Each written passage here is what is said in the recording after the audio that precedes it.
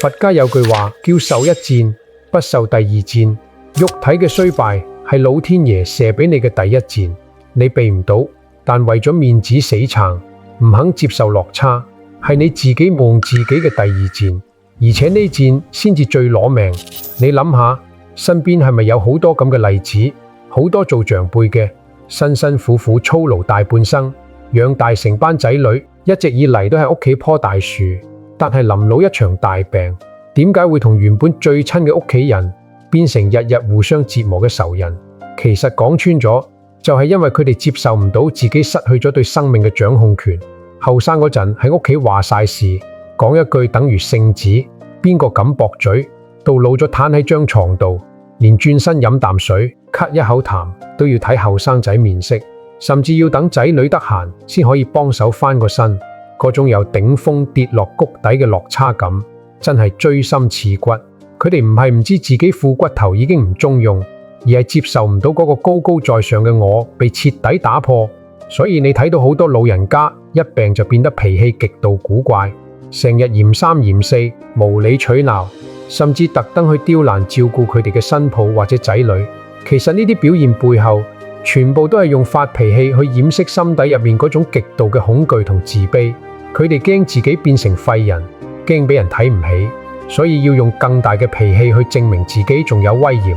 呢種自尊心作祟，其實就係日日喺自己心口補多幾箭。呢件事，好多學佛念經嘅人搞足一世都睇唔通。平時日日敲鐘念佛，滿口放下執念，以為自己好化境，點知一病落床，痛到飆冷汗嗰陣，個心就亂晒大坑，開始怨天尤人，怪老天爺點解要咁對自己，怪神佛冇保佑，怪仔女照顧得唔夠體貼，甚至會諗，我做咗咁多善事，點解仲要受呢啲折磨？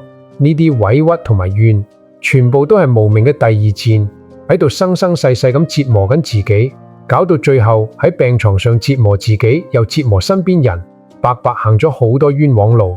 我哋呢個年紀嘅人，大風大浪都見過，人情冷暖都嘗過，跌跌撞撞行到今日，到頭來發現世間上最難過嘅，往往係自己心理嗰關。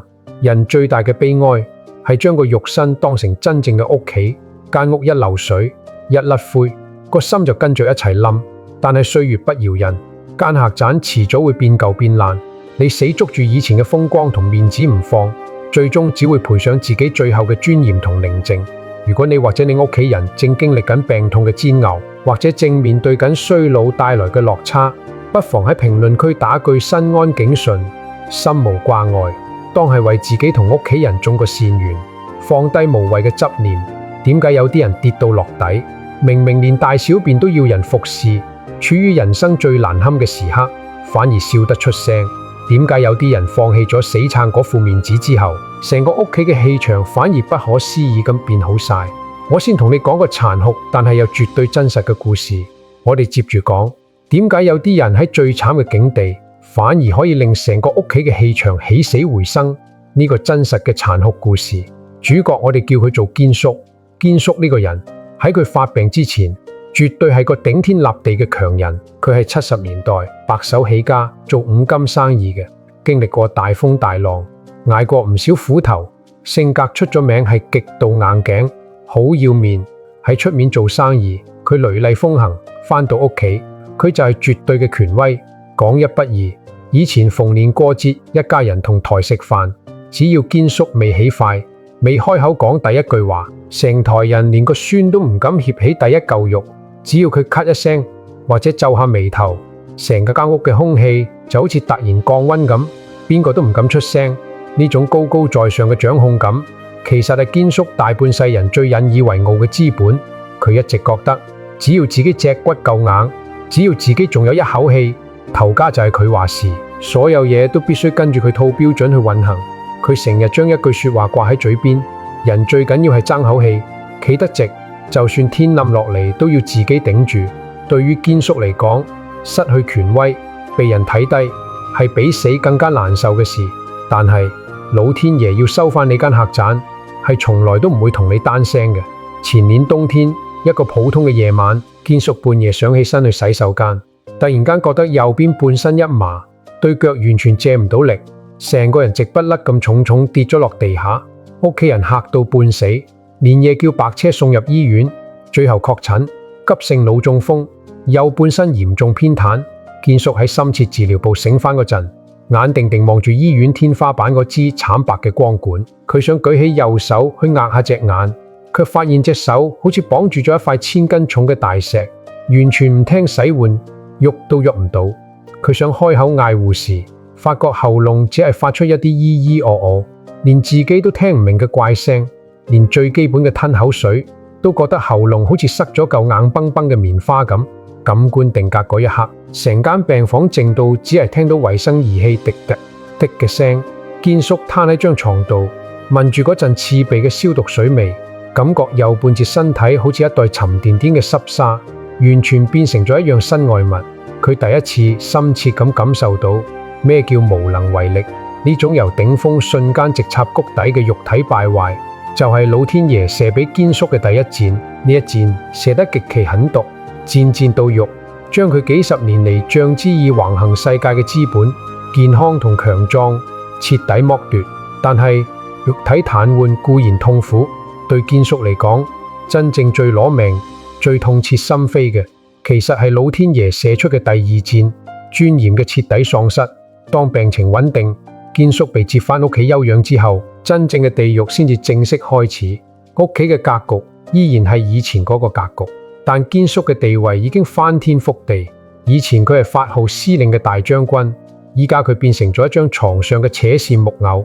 有一晏晝，新抱阿娟煲咗碗靚湯，端住入房，小心翼翼咁行埋床邊，拔起一羹，吹凍咗，好溫柔咁送到堅叔嘴邊。阿爸，趁熱飲啖湯啦，對身體好㗎。堅叔本身想靠自己僅餘嘅左手去接住隻碗，佢硬係唔順條氣，要人當拿個子咁餵。但係佢左手因為太用力而發震，連隻匙羹都未觸碰到，成碗湯就失控咁一嘢打翻，熱湯同湯渣射到成張被同堅叔個身都係。新抱嚇到即刻放低隻碗，急急腳抽起條毛巾幫佢抹。哎呀，阿爸你小心啲啦，唔好自己喐，等我慢慢餵你啦。旁白拆解你試下代入堅叔嗰一刻嘅心理狀態，對一個大半生都高高在上、發號施令嘅男人來講，最惡毒嘅懲罰唔係痛，而係被憐憫。新抱嗰句等我慢慢餵你，係100%嘅孝心同好意，但係聽喺堅叔耳中，就等於不斷提醒佢，你已經係個連食飯都搞唔掂嘅廢人啦。佢最恐懼嘅就係仔女眼入面嗰種小心翼翼，好似臭 BB 咁嘅目光。為了掩飾呢份極度嘅脆弱、自卑同埋驚恐，佢唯一識得用嘅武器就係發惡。佢像一頭失去咗爪牙，連企都企唔穩嘅老獅子，對住所有想行近佢幫佢嘅人，歇斯底里咁瘋狂咆哮。佢喺度用盡全力，死死揸住個我字唔放，企圖用發脾氣去證明自己依然有威嚴，依然掌控緊大局。堅叔突然發晒癲，用緊淨嘅左手一把推開新抱，將床頭櫃上面嘅水杯藥樽全部掃晒落地下，砰一聲巨響，碎到一地都係。你當我想嘅？你係咪笑緊我變廢人啊？堅叔口齒不清咁咆哮，額頭青筋暴現，眼眶紅到好似要滴出血咁。我未死得，我自己識飲，同我出去，全部同我走開。個仔偉仔喺廳聽到聲，急急忙忙衝入房，見到老婆委屈到紅晒眼，地下又一塌糊塗，忍唔住講咗句：阿爸，你唔好咁啦，阿娟都係想照顧你啫，你發咁大脾氣做咩？我叫你哋滾出去啊！我唔使你哋可憐。堅叔咬住牙根，將面擰轉去牆邊，成個人喺度發震。每次鬧完人，新抱同仔行出房之後，得返堅叔一個對住四面冷冰冰嘅牆，嗰種骨子裏頭湧出嚟嘅孤獨感、挫敗感，仲有深深嘅悔恨，分分鐘比中風本身更加折磨人。佢每日都活喺我想自己做同我根本做唔到嘅巨大撕裂之中，生不如死。你睇下，影射到現實生活，身邊係咪有好多類似嘅長輩？我問你，你有冇發覺好多老人家一旦行唔喐，或者確診咗重病之後，脾氣就特別難頂。明明需要人照顧，但偏偏要對住工人、新抱或者親生仔女百般挑剔。明明係你買啲好嘢俾佢食，佢硬係要彈到一文不值。其實呢啲老人家發古怪脾氣，十居其九都係喺度潛意識咁反抗緊衰老。佢哋接受唔到自己慢慢變老、退化、變得無用嘅事實，佢哋將對生命流逝嘅恐懼轉化成對外在環境嘅病態控制欲。點解個孫今日唔過嚟問候我？點解個仔買隻雞都買得唔啱我心水？點解連個工人都敢駁嘴？佢哋將所有精力都用來向外索取關注同認同，偏偏就係唔肯向內去平靜，面對自己正在敗壞嘅肉身客棧。呢種死死抱住以前嘅我唔放嘅執念，就係佢哋痛苦嘅根源。反面假設，如果堅叔當時肯認輸，肯坦然咁放低個架子，對住新抱講一句：阿爸真係老啦，隻手唔聽使喚，以後要辛苦你哋照顧啦。你估下結局會點？我同你講，新抱不但唔會笑佢，反而會因為老爺嘅真誠而感動到流眼淚。個仔亦會覺得安慰，一家人齊齊整整、和和氣氣咁度過呢個生命嘅難關。生老病死係自然規律，承認自己虛弱，承認自己需要人幫，其實一啲都唔丟架。但係堅叔偏偏揀咗最傷人嘅方式，佢寧願將屋企變成戰場，寧願日日折磨自己同身邊最親嘅人，都要去證明自己仲係一家之主。結果呢，成個屋企嘅氣場變得烏煙瘴氣，直頭係磁場大亂。個仔偉仔日間返工已經撲心撲命，頂住極大嘅生活壓力，夜晚返到屋企仲要日日聽堅叔鬧人掟嘢。堅叔甚至半夜3更特登撇鐘，叫偉仔入房幫佢倒杯水，或者轉個電視頻道。其實堅叔根本唔係口渴，亦唔係想睇電視，佢純粹係內在嘅恐懼作祟，想確認自己依然使喚得喐人，確認自己未被遺棄。新抱阿娟委屈到日日背住人流眼淚，兩公婆為咗照顧老人家嘅事，壓力大到幾度嗌交，甚至搞到幾乎要傾離婚。成間屋再無昔日嘅歡聲笑語，充滿住壓抑嘅怨氣、怒火同無奈。堅叔用佢嘅固執同可悲嘅自尊，親手將自己同最親嘅人一步一步推入深淵。堅叔死死保住個面子，日日同自己鬥氣，同仔女鬥氣，以為只要惡到底，只要唔認輸，就可以保住最後嗰點體面。佢將自己封鎖喺一個極度痛苦嘅執念入面，直到嗰個初秋嘅下午。嗰日發生咗一件令堅叔尊嚴徹底粉碎，令佢避無可避，直面最難堪境地嘅事。嗰個初秋嘅下午，到底發生咗件咩事，將堅叔僅餘嘅尊嚴撕到粉碎？我同你講，老天爺要對付一個人嘅驕傲，從來都唔會同你講客氣。嗰日晏晝，新抱阿娟落咗街買餸，成間屋得返堅叔一個人攤喺張床度。突然之間，堅叔覺得下半身一陣控制唔到嘅抽搐，由於中風後遺症神經壓迫，佢嘅括約肌完全失去咗控制能力，佢連想出聲嗌人嘅時間都冇，大小便就已經徹底失禁，成條褲連埋半張乾乾淨淨嘅床單，瞬間全部濕晒、污糟晒。感官定格秋天嘅陽光透過窗簾條縫照入來，間房入面本身安安靜靜，但係對堅叔嚟講，呢一刻簡直係跌入咗無底深淵。嗰一陣極度難聞嘅排泄物氣味，慢慢喺間房入面散開。你諗下，堅叔大半世人出入都係身光頸靚，以前做五金生意嗰陣，件恤衫永遠都要潤到直條條，皮鞋抹到立立令，出名係個極度愛乾淨、極度要面嘅有錢佬。依家佢竟然攤喺自己嘅屎尿入面，聞住嗰陣屬於自己嘅惡臭，動彈不得。對佢來講，呢一刻簡直係比凌遲處死更加殘忍100倍。堅叔成個人慌晒神，佢用僅餘聽使喚嘅左手死命去扯張棉被，想冚住呢一攤爛攤子，想掩飾自己不堪入目嘅慘狀。點知因為太心急，手震得太犀利，將被一扯，反而將啲污糟嘢搞到周圍都係，連自己塊面同埋件乾乾淨淨嘅底衫都沾到。佢喘晒粗氣，眼淚喺眼眶度瘋狂打轉，心入面湧起嘅係一種前所未有嘅極度恐慌同埋絕望。你有冇試過喺最無助嗰刻，偏偏遇到最想避開嘅人？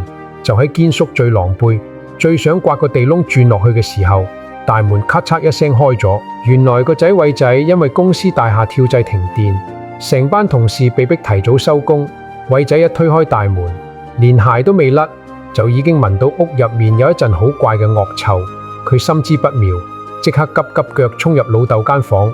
偉仔一推開房門，成個人愣住咗。佢望見床上面亂七八糟，一片狼藉嘅景象，再望見阿爸滿頭大汗，半邊面污糟晒咁趴喺度，雙手仲喺度胡亂咁拉扯緊張床單。嗰一刻，偉仔乜都明晒。偉仔冇講半句嫌棄嘅說話，佢即刻除低件西裝外套，行埋床邊想幫堅叔剝衫抹身。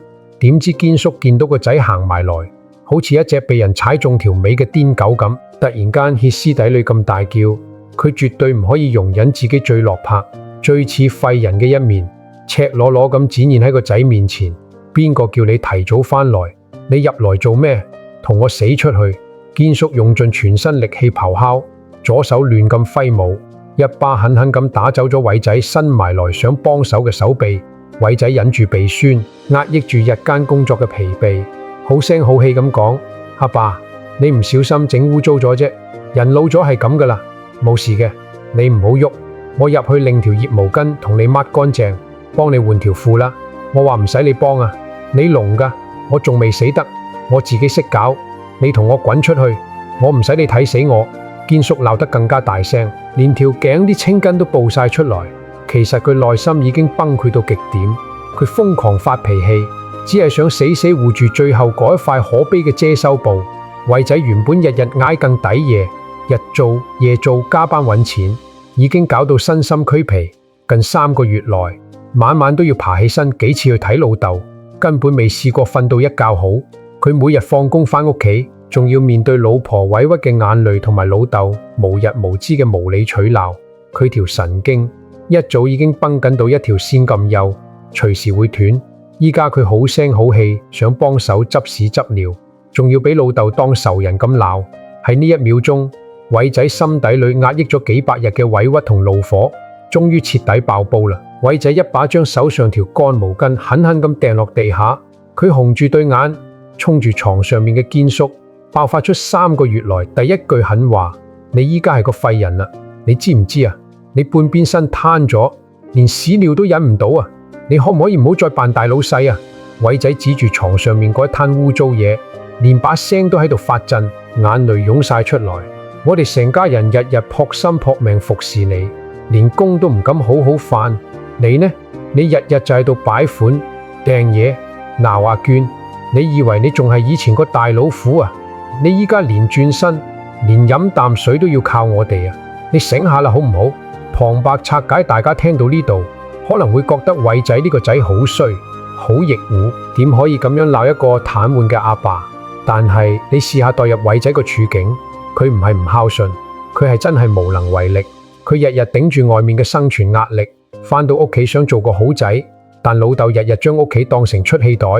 偉仔講出廢人呢2個字，其實唔係為咗傷害堅叔，而係佢自己都已經瀕臨崩潰邊緣嘅一聲哀鳴。佢係想求老豆醒下，求老豆放過自己，亦放過成家人。呢句說話雖然難聽，但往往係刺破籠包嘅唯一利器。偉仔呢幾句咆哮一出，成間房瞬間死寂，靜到咩程度？靜到連出面馬路行過嘅車聲都好似消失晒，淨係聽到廁所洗手盆個水喉滴答滴答咁滴緊水，空氣入面混合住令人作嘔嘅氣味同埋極度壓抑嘅悲憤。成個空間嘅時間好似完全凝固咗咁。我問你，如果你係堅叔，聽完個仔講出呢番大逆不道嘅說話，你會點做？如果係半年前嘅堅叔，或者係正常情況下嘅堅叔，聽到個仔咁當面拆穿自己係廢人，一定係兜巴星埋去，甚至氣到當場腦充血，再次中風。偉仔講完之後，其實自己都嚇親，佢呆呆咁企喺度望住老豆，以為老豆今次一定會發癲，一定會執起個枕頭或者水杯掟過來，甚至會喊打喊殺，叫佢滾出家門。但係成個故事最震撼嘅大反轉就喺呢一刻發生。堅叔成個人定格咗喺度，足足僵硬咗10幾秒，佢對眼死死咁盯住地下嗰條毛巾，胸口急速起伏，跟住一滴渾濁嘅老淚由佢滿布皺紋嘅眼角慢慢流咗落來，滴落去污糟邋遢嘅床單度。就喺偉仔以為阿爸會抱頭痛哭嗰陣，堅叔嘅喉嚨度竟然發出一陣極之古怪嘅聲音。起初係咕嚕咕嚕嘅壓抑聲，聽落好似唞唔到氣咁，跟住聲音越來越大，最後竟然變成咗極其爽朗嘅大笑聲。堅叔喺度笑，佢仰起個頭，流住眼淚，笑到上氣唔接下氣，笑到連僅如聽洗碗嘅左手都喺度劇烈發震。偉仔完全嚇傻咗，面青唇白，佢以為老豆受唔住刺激，激到精神失常，佢慌張咁行前一步，細細聲嗌咗句：阿爸，你冇事嘛？堅叔足足笑咗2分鐘先停低，佢索咗一下個鼻，轉過頭，定定咁望住偉仔。偉仔發覺老豆嗰對眼入面再冇以前嗰種兇神惡煞嘅烈氣，再冇嗰種防備所有人嘅恐懼，反而多咗一種前所未有嘅清明、通透同埋釋懷。原來我揸住大半世嘅威風，一病就散晒。堅叔嘆咗一口長氣，聲音沙啞，但係無比平靜。佢慢慢伸出左手，拍咗拍偉仔僵硬嘅手背。你講得啱，阿爸真係廢咗啦！我連自己啲屎尿都管唔住，仲學咩人做大老細啊？阿爸老啦，間爛屋終於冧啦，以後要辛苦你哋2公婆幫我執屎執尿啦。你聽明白未？呢一句說話，由一個一世人最要面，將面子睇得比自己條命仲重要嘅人口中講出來，個分量到底有幾重？我同你講，呢一刻其實就係佛家講嘅莫離執念。堅叔終於親手將刺喺自己心口嗰支致命嘅第2箭連根拔起。其實頭先堅叔大笑，絕對唔係癲咗，佢係笑自己荒謬，笑自己大半生嘅執着原來係一場空。偉仔嗰句歇斯底里嘅咆哮，好似一把幾百斤重嘅大鐵錘咁，一錘將堅叔最後嗰塊虛榮嘅遮羞布打到粉碎。當遮羞布碎晒，堅叔反而鬆咗一口氣。佢終於發現，原來放低個架子，承認自己肉體虛弱係咁輕鬆嘅一件事。間客棧爛咗就爛咗，漏水就漏水，只要主人唔好再死，要面去掩飾，唔好再因為間屋漏水而發爛渣，個主人嘅心就可以安穩咁坐喺廢墟入面。堅叔認輸啦，但係我同你講，呢種認輸絕對唔係對生命嘅放棄，而係對內心我執嘅投降。呢一種認輸係一種極大嘅智慧同埋極強嘅底氣。如果你以為堅叔認輸之後會自暴自棄，咁你就大錯特錯。由嗰個晏晝大笑完開始，成個屋企嘅風水氣場竟然發生咗不可思議嘅大逆轉。到底放低執念之後，堅叔嘅生活發生咗咩神奇嘅變化？下一章我同你揭開呢個關於風水同埋心境點樣互相感應嘅大秘密。到底堅叔喺嗰個極其狼狽嘅下午，放低執念之後，屋企嘅風水發生咗咩神奇嘅變化？講返堅叔大笑完之後嘅日子，你可能以為中風始終係絕症，堅叔嘅身體應該冇得救啦，點都會越來越差。錯啦，雖然堅叔嘅右半邊身依然癱瘓，但係奇蹟就喺佢嘅心境入面發生。以前嘅堅叔日日眉頭深鎖，成日喺度發爛渣，喐啲就掟嘢鬧人，搞到屋企烏煙瘴氣。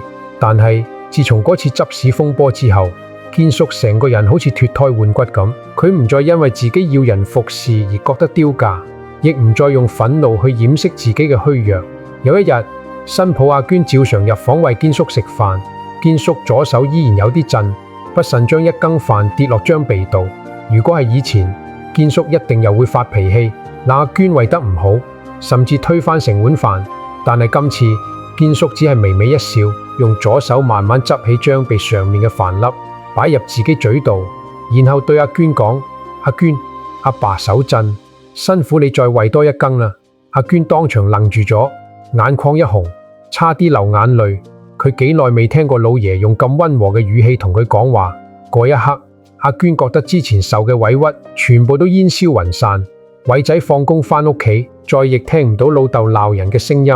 佢推開房門，見到堅叔安安靜靜咁攤喺床度，用左手慢慢翻閱緊一本舊相簿。見到偉仔入來，堅叔抬頭笑下：返來啦，今日做嘢辛唔辛苦啊？偉仔個鼻一酸，幾耐未感受過呢種父子之間嘅溫情。佢行前幫堅叔壓好張被，輕聲答：辛苦。阿爸，你食咗飯未？你睇下，當堅叔放棄咗嗰副死頂嘅硬脾氣，接納自己肉身敗壞嘅事實，佢反而贏得咗家人前所未有嘅尊敬同愛戴。以前佢係靠發惡去贏取表象上嘅面子，但屋企人背後只係覺得佢難以理喻。依家佢坦然示弱，屋企人反而由心底入面生出一股對佢嘅敬佩。呢種轉變就係風水嘅大逆轉。好多人以為風水係睇屋企嘅擺設、門口嘅朝向，甚至係擺幾隻獅子頻氣。但我同你講，最好嘅風水從來都唔係呢啲死物，而係人心。當堅叔個心充滿恐懼、怨恨同控制欲嗰陣，佢散發出嚟嘅氣場就係負面嘅，成間屋都好似壓住一塊大石頭咁，透唔到氣。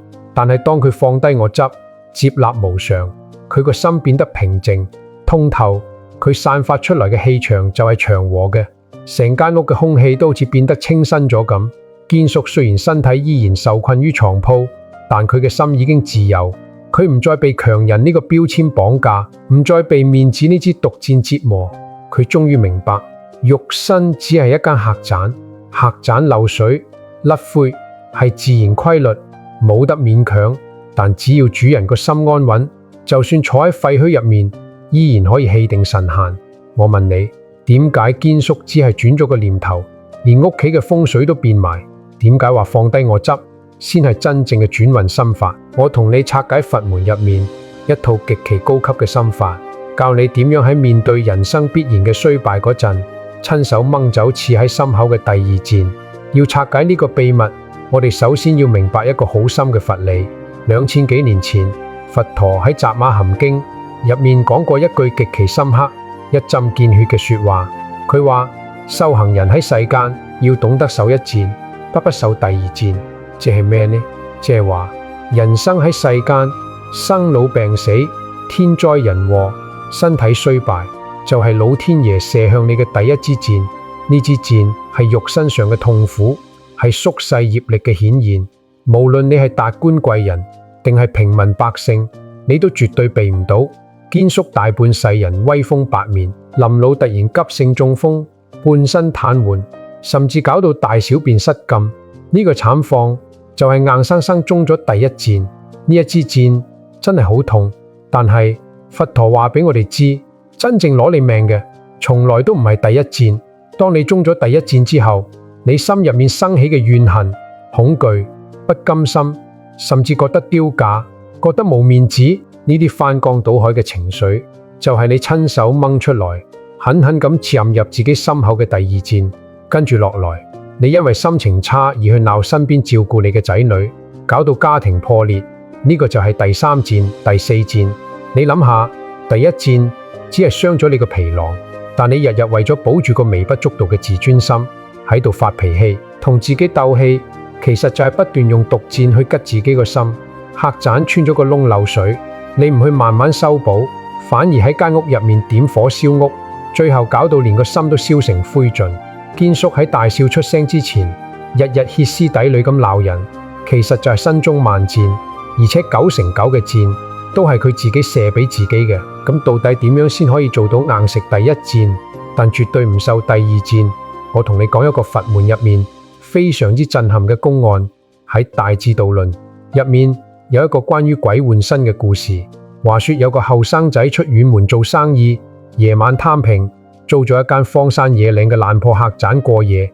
半夜3更，夜闌人靜嗰陣，佢突然聽到房門砰一聲被狂風撞開，感官定格一陣，冰冷刺骨嘅陰風直接吹入間房，凍到個後生仔打咗個冷震。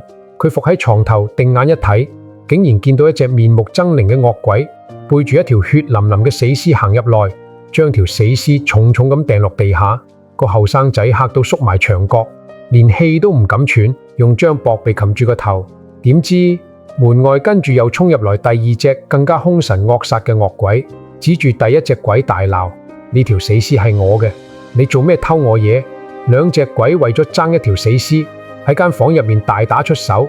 第一隻鬼打打下，突然行埋牆角，一把扯住個後生仔嘅右臂，生生扯咗落來。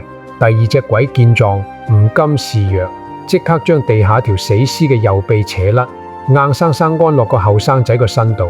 兩隻鬼你扯一條腿，佢補一條腿，成間房靜到淨係聽到骨肉撕裂嘅聲，同埋血水滴落地下嘅聲。最後個後生仔原本個肉身俾兩隻鬼食得一乾二淨，而依家裝喺佢身上嘅全部係嗰條死屍嘅手腳同軀幹。兩隻鬼食飽之後抹抹個嘴，一溜煙就走咗。天光之後，個後生仔醒過來，望住自己身上完全陌生屬於死屍嘅手腳，陷入咗極度嘅迷茫同恐懼。佢係咁問自己：我到底係邊個？我個身已經俾鬼食晒，依家呢個身到底係我定係條死屍？你聽到呢度可能會覺得呢個公案好詭異、好恐怖，但我同你講，呢個係佛門裏面最頂尖嘅唯識心理學，一針見血咁斬破咗世人最大嘅執念。旁白拆解，你唔好以為呢個故仔係神話，你仔細諗下，個後生仔俾鬼換手腳嘅恐懼，其實就係我哋每個普通人面對衰老、生病嗰陣最真實嘅寫照。當你40、50歲，發現對眼開始老花，睇嘢蒙蒙查查；當你行多2層樓梯，發覺個膝頭哥痛到好似生鏽咁；當你記性越來越差，甚至心臟出毛病要搭條橋，你慢慢發覺原本好聽使喚嘅身體越來越陌生，越來越受制於醫生嘅手術刀同埋維生儀器。呢啲一步步逼近嘅退化，同個後生仔半夜俾鬼強行換走手腳，到底有咩分別？你因為身體控制唔到而產生嘅暴躁，其實就係源於我不再是我嘅深度恐慌。佛家講呢個鬼換身嘅公案，就係要點醒你一個殘酷但絕對真實嘅真相：身係4大假合嘅客棧，你個肉身只係你個靈魂站住嘅一間客棧，絕對唔係真正嘅你。你以為失去咗右臂，你就唔係你啦；你以為坐喺輪椅上面，你就失去咗尊嚴啦。其實你失去嘅只不過係客棧出面嗰層油漆，同埋客棧入面嘅幾件舊家私。只要你個心，即係呢間客棧嘅主人，依然清明，依然定力十足，咁就算客棧冧咗一半，主人依然可以安然無恙咁坐喺廢墟入面睇風景。堅叔嗰日晏晝喺聽完個仔嘅怒口之後，突然間大笑出聲，其實就係喺嗰一瞬間頓咗呢個鬼換身嘅道理。佢終於明白，癱瘓嘅係個皮囊，失禁嘅係個器官。呢啲嘢爛咗就爛咗，根本無損佢內心最核心嘅本質。當佢將個我由敗壞嘅肉身度抽離出來，嗰支刺喺心口嘅第二箭自然就跌落地下。好多人家中有老人家中風、生病，甚至查出難以醫治嘅惡疾，成家人就急到好似熱鍋上嘅螞蟻。仔女出心出力去周圍求神拜佛，去求啲乜嘢符水俾老人家飲，或者請人返屋企做法事，擺風水陣話要擋煞，甚至信有冤親債主上門討債，要搞乜搞物去化解。你作為家屬睇住老人家受苦，想佢哋平平安安、逢凶化吉，甚至想盡力去挽留佢哋嘅健康，呢份趨吉避凶嘅孝心，絕對係人之常情，一啲都冇錯。如果我係你，我可能都會周圍去求，但係我今日一定要同你揭開一層更底層嘅因果真相。其實真正折磨緊你，或者你屋企長輩嗰個所謂冤親債主，根本唔係出面嗰啲睇唔見、摸唔着嘅鬼神，真正攞命嘅債主係你心入面嗰個死死放唔低嘅我執，係嗰份死要面、唔肯認輸、抗拒無常嘅傲慢同埋恐懼。反面假設你試下回想堅叔個故事，如果佢一直唔肯放低面子，一直以為自己係個威風八面嘅大老細，日日喺張床度鬧新抱、掟飯碗，你覺得就算你請全香港最頂尖嘅風水大師返來調方位，求幾多張靈驗嘅平安符貼喺床頭，甚至花幾十萬去做法事，間屋嘅風水會好得起來嗎？我同你講，絕對唔會。成間屋依然會充滿住極度壓抑、怨恨同埋暴躁嘅共業，老人家怨氣沖天，仔女身心俱疲，甚至連落到去讀緊書嘅孫都會感受到呢種令人窒息嘅氣壓。你喺外在用盡一切方法去擺財位、擋煞氣，其實全部都係向外求。真正最頂尖、最究竟嘅轉運，佛門從來都唔教你用法術，只教你8個字：叫做相由心生，境隨心轉。客棧漏水係物理規律，係不可逆轉嘅因緣果報。你花心機去調理風水，不如踏踏實實去調理心境。當個主人唔再將間客棧當成自己嘅全部，唔再因為間屋甩咗舊石屎而大發脾氣，佢個心就得到真正嘅解脫。心一平靜，你身上散發出嚟嘅氣場就順，氣場一順，身邊照顧你嘅仔女同新抱就覺得舒服，成個家庭原本惡劣嘅共業就會喺不知不覺間由壞轉好。呢個先至係轉風水嘅終極奧秘。接受身體嘅無常，停止內心無謂嘅內耗。生老病死係老天爺射出嘅第一箭，我哋擋唔住。但只要你明白鬼換身嘅道理，你就親手掹走咗嗰支最惡毒嘅第二箭。聽到呢度，你可能會問：講就容易，當病痛真係殺到埋身，甚至面對死亡嗰陣，我哋普通人到底點樣先可以真正做到心平氣和？等陣我會教你一個切實可行嘅動作。最後，我教你點樣面對人生必經嘅衰老同埋落差，同埋送俾你一個極其珍貴嘅認知。面對人生必然會遇到嘅衰老、病痛，甚至係地位落差，千祈唔好做嗰個日日發爛渣，用怒火去掩飾恐懼嘅人。你越係死死保住個可悲嘅面子，你親手射向自己心口嘅第二箭就越狠毒。一定要記住《雜阿含經》嗰句受一箭不受第二箭，同埋《大智度論》入面鬼換身嘅道理。肉身敗壞只係客棧漏水，呢個係自然規律。只要你放低我執，承認自己無能為力，唔好再將間客棧當成真正嘅我，你個心就可以安穩咁坐喺廢墟入面，照住做第一步。下次當你因為身體唔舒服，或者覺得仔女照顧得唔周到而想發脾氣嗰陣，深呼吸，喺心入面同自己講：客棧漏水啫，主人無事。照住做第二步，坦然向屋企人示弱，承認自己虛弱，一啲都唔丟架。當你用溫和嘅態度去接納現實，你散發出來嘅氣場就會變成最好嘅風水，化解成個屋企嘅怨氣。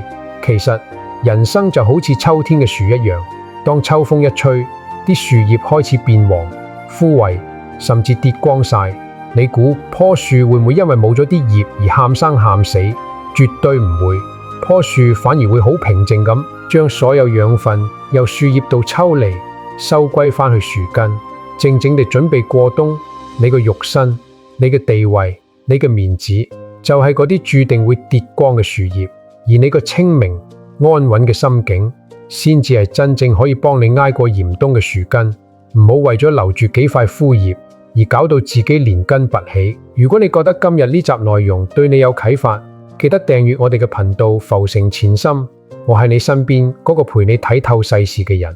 以後我會同你講更多關於因果、修心嘅真實故事同佛理。記得喺評論區打句身安境順，心無掛礙，當係為自己同屋企人種個善緣。如果有親戚朋友正面對緊衰老或者病痛嘅困擾，亦不妨將呢條片轉發俾佢哋睇下，等佢哋可以早日放低執念，拔出心口嗰支毒箭。我哋下期再見。